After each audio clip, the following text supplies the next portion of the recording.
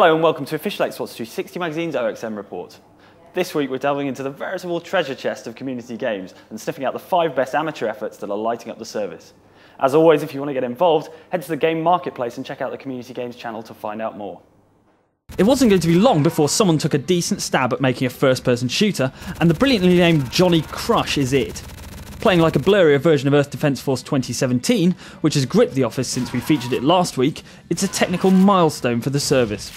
Those who are scared of creepy crawlies should steer clear, and the giant wasps are particularly terrifying. Still, you could always glug some green cow energy drink for extra speed. Can you see what they did there?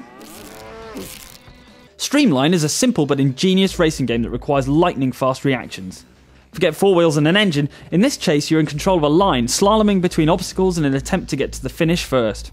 Okay, so it's very stripped down, but community games are brilliant for making the most out of limited resources, and this is a prime example. All it needs is a 2 to 4 player mode, and it'd be well worth the 200 Microsoft point asking price.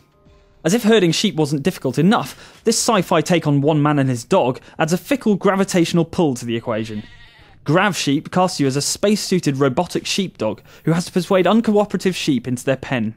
Predictably, it's an absolute nightmare. The sheep are somehow even stupider than the real thing, and Astro Pooch has a fuel tank the size of a walnut. Needless to say, once gravity starts changing direction, you're really in trouble. Still, where else are you going to find the unlikely mashup of science fiction and the rural charm of a James Herriot novel? The first time we fired Ultra DualX Racer up in the OXM office, everyone went a pale shade of green and there was an orderly but hurried queue of staffers heading for the toilet. Rather than controlling just one hovering spaceship and avoiding the oncoming hazards, you've got to take charge of 2 on a single controller. Basically, the human brain isn't built for this sort of high-speed juggling act, and races descend into the kind of crash fest that would put a destruction derby to shame.